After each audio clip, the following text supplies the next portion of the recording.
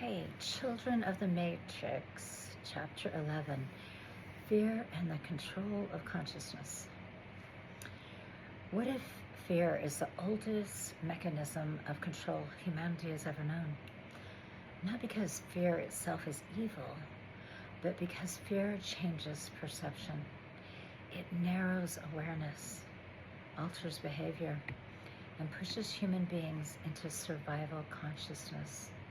One of the deepest themes in this chapter of Children of the Matrix is the relationship between fear and consciousness, how fear influences perception, how it shapes obedience, how it affects identity.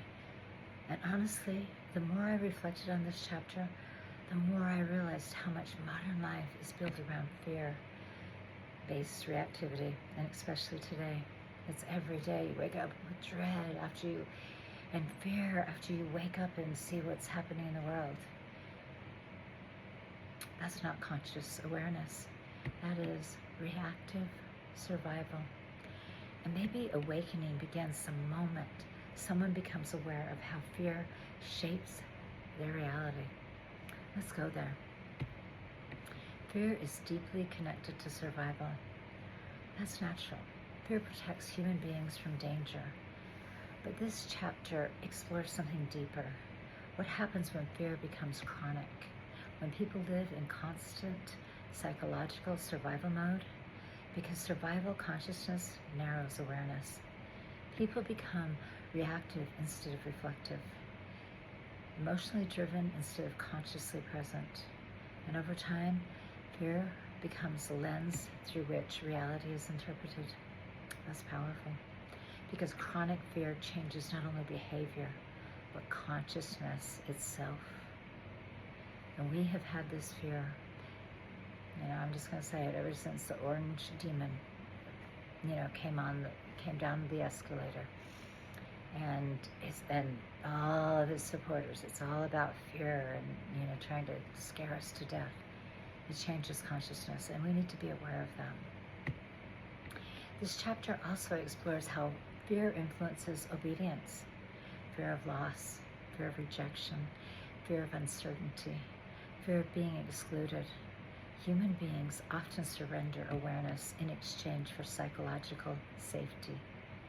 That's important, because fear can make people seek authority outside themselves. Someone to tell them what's safe, what's true, what to think.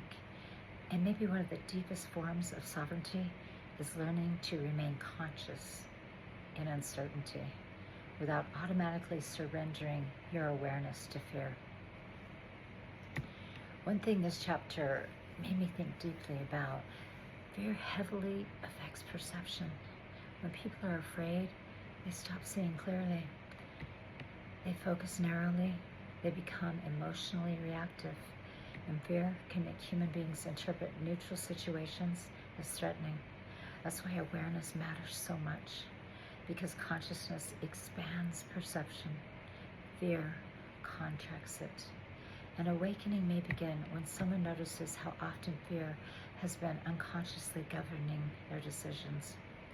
This chapter also explores collective fear cycles, how fear spreads socially, emotionally, psychologically.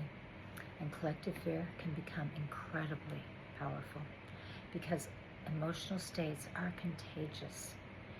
Fear spreads through repetition, through emotional reinforcement, through uncertainty. And once fear dominates collective perception, people become easier to influence emotionally. That pattern repeats throughout history, again and again.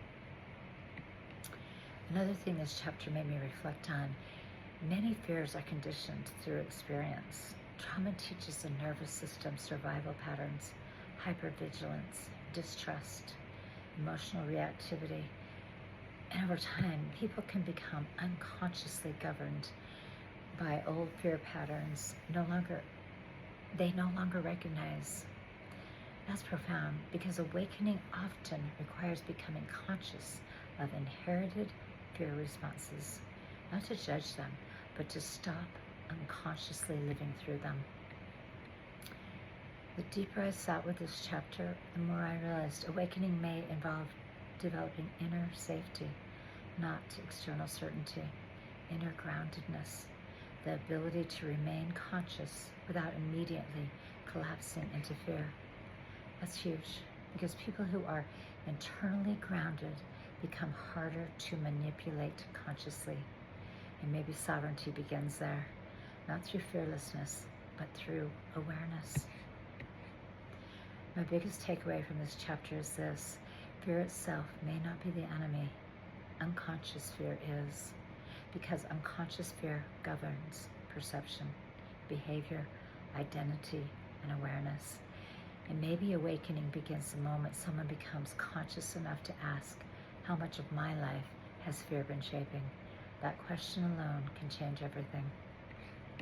Maybe awakening isn't becoming fearless. Maybe it's learning how to remain conscious while fear is present. If this resonates, subscribe and please share. I'm walking chapter by chapter through Children of the Matrix, through consciousness, sovereignty, and awakening.